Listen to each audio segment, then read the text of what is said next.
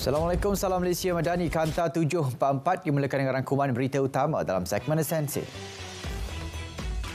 Tenaga Nasional Berhad TNB menutup bekalan elektrik di 16 kawasan rantau panjang bermula pukul 10 malam tadi berikutan keadaan banjir di Kelantan yang semakin buruk.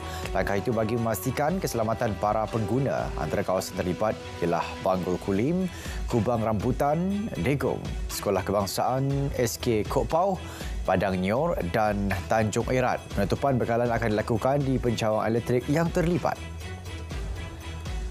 Banjir di Kelantan tertambah buruk. Jumlah penduduk dipindahkan terus bertambah. Setakat 7 pagi, bilangan penduduk terjejas meningkat kepada 12,178 orang melibatkan 3,746 keluarga. 6 daerah terlibat iaitu Pasir Mas, Tanah Merah, Kuala Krai, Jeli, Machang dan Gua Musang. 82 pusat pemindahan sementara PPS telah dibuka.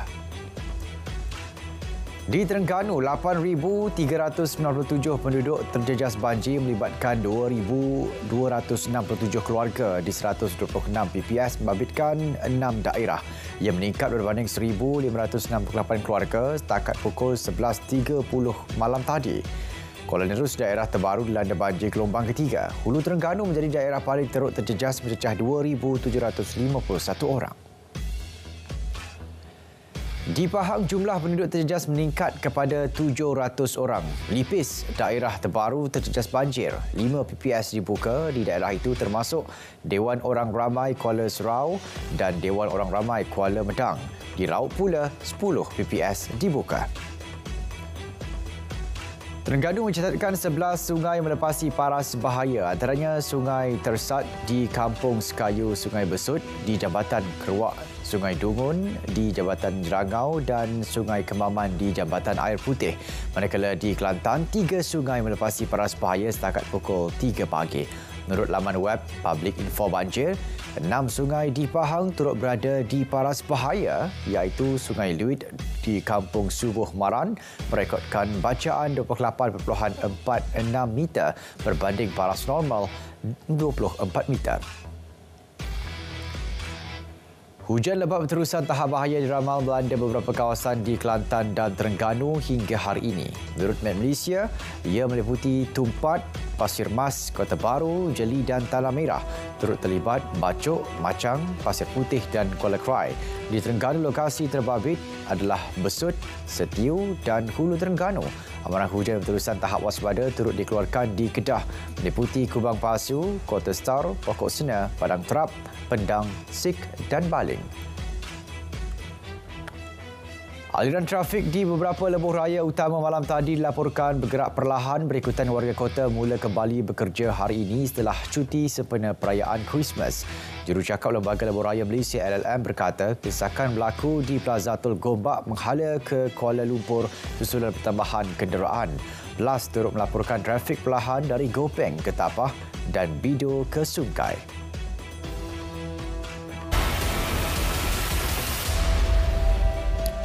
Seorang kanak-kanak berusia 11 tahun ditemukan lemas manakala rakannya masih hilang. Kedua-dua mangsa yang sedang bermain banjir telah tergelincir sebelum dibawa arus. Timbalan Ketua Polis Pasir Mas, Superintendent Nik Amiruddin Raja Abdullah berkata, Siti Aisyah Mazi diselamatkan orang awam namun disahkan meninggal dunia di Hospital Tanah Merah.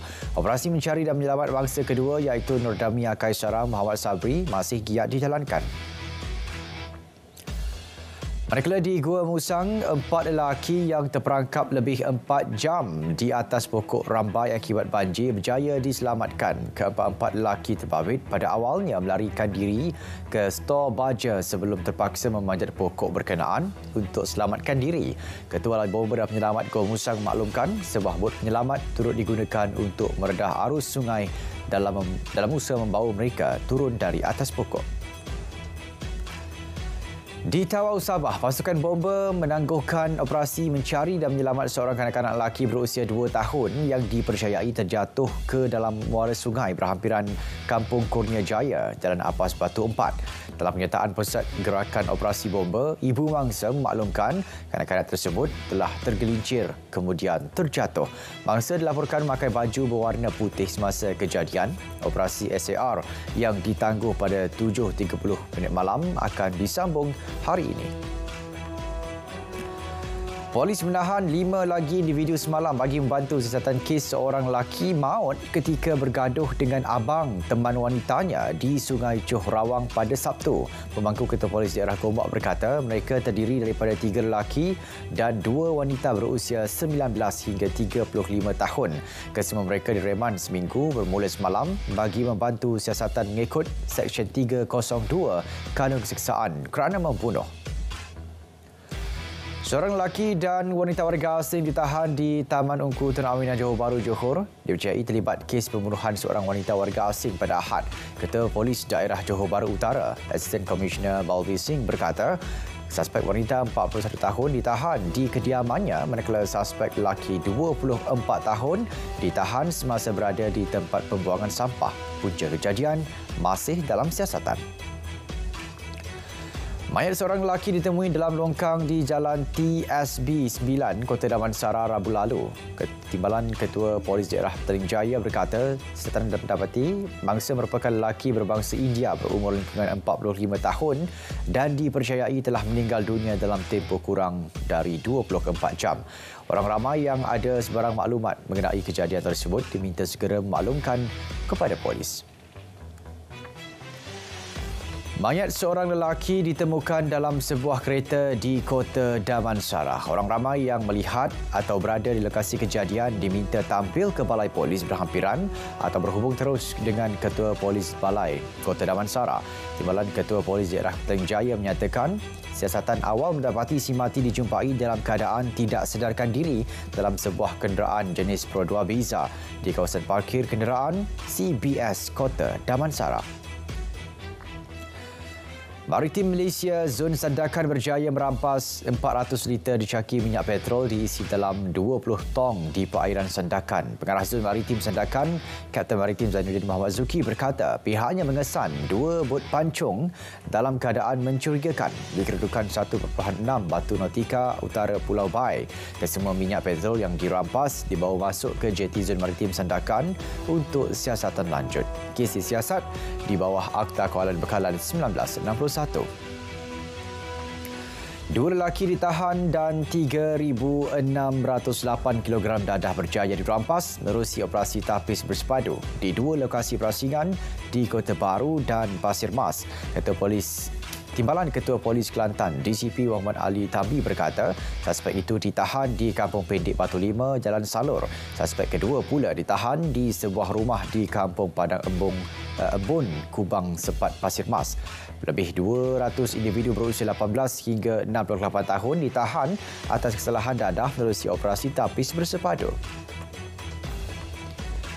Aplikasi Who's Call Malaysia dibangunkan syarikat Gogoluk dengan kerjasama Jabatan Siasatan Jenayah Komersial Bukit Aman bagi membantras kes penipuan dalam talian. Menurut Ketua Pegawai Operasi Gogoluk, menerusi kerjasama itu data menunjukkan berlaku penurunan 50% dalam kadar panggilan dijawab direkodkan. Who's Call sentiasa meningkatkan keperluan keselamatan maklumatnya untuk melindungi data pengguna. Timbalan Perdana Menteri Datuk Seri Fadillah Yusof memaklumkan akaun Facebook yang menggunakan gambar profil beliau dengan nama Haji Fadillah Yusof adalah palsu. Ia merupakan akaun palsu yang direka mereka yang tidak bertanggungjawab. Menerusi hantaran ringkas di Facebook rasminya, beliau mohon untuk mengabaikan mesej-mesej yang dihantar.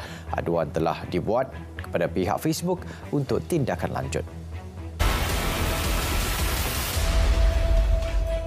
Peniaga dan pengguna di Perlis mengharapkan bekalan dan harga ayam distabilkan di pasaran selepas tindakan Suruhanjaya Persaingan Malaysia MyCC mengenakan denda RM415.5 juta kepada 5 syarikat pembekal makanan ayam.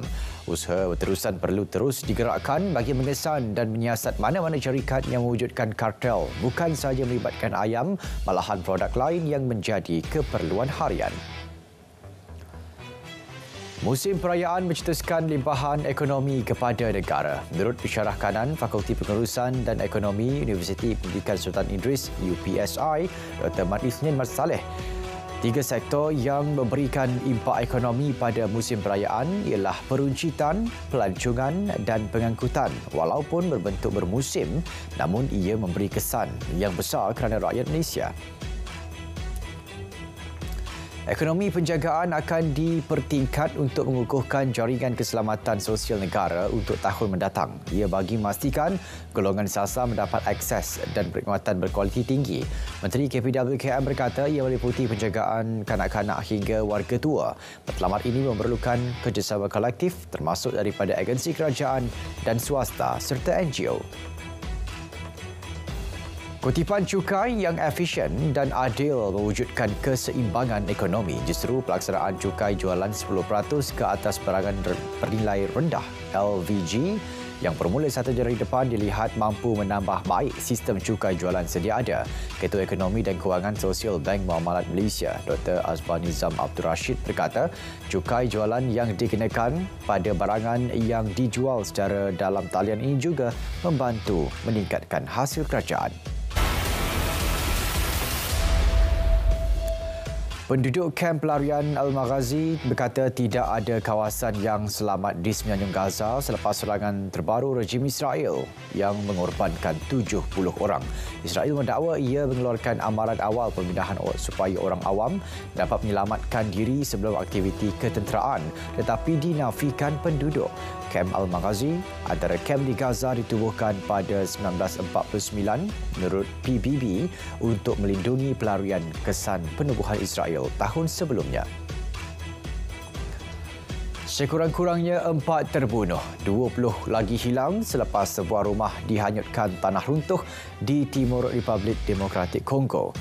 Kejadian berlaku di kawasan Pelombongan, Mwenga di mana penduduk tempatan berteduh di rumah yang berfungsi sebagai restoran sementara di tebing sungai. Timbalan Datuk Bandar Kamituga, Alexander Ngandu berkata, hujan lebat menyebabkan tanah runtuh dan menghanyutkan rumah berkenaan. Seramai 113 terbunuh di tengah Nigeria, wilayah yang dibelenggu konflik ketegangan agama dan etnik.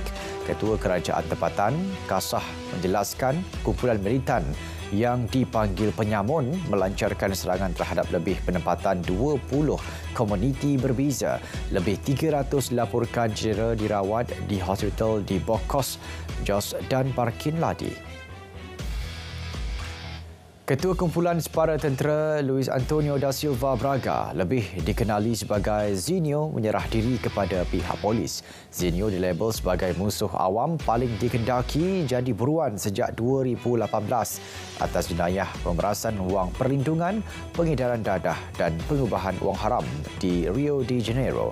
Kumpulannya terdiri daripada bekas polis, tentera, bomba dan pengawal penjara diwujudkan sebagai unit pertahanan masyarakat terhadap ancaman kumpulan dadah namun telah menyeleweng. Rusia berkata tenteranya berjaya mengawal sepenuhnya bandar Marinka di timur Ukraine. Menteri Pertahanan Sergei Shoigu berkata sedemikian kepada Presiden Vladimir Putin dalam pertemuan yang ditayangkan di televisyen kerajaan. Putin memuji kejayaan berkenaan yang akan mengurangkan serangan ke atas bandar Donetsk yang dikuasai Rusia. Isu pemerdagangan manusia, 4 hakim memulakan siasatan ke atas lebih 300 warga India yang juga penumpang sebuah pesawat yang disyaki terlibat dengan jenayah tersebut. Para hakim mempunyai masa selama 2 hari untuk melakukan soal siasat ke atas penumpang terbabit dibantu oleh jurubahasa. Pesawat Airbus A340 dari Dubai yang ditahan ketika mendarat sementara untuk mengisi minyak di lapangan terbang Vatry Perancis sejak tiba pada Khamis lalu. Saudara, Kanta 744 berakhir di sini. Dari sungai ke segara, Palestin pasti merdeka. Assalamualaikum, salam Malaysia Madani. Tekad perpaduan, penuhi harapan.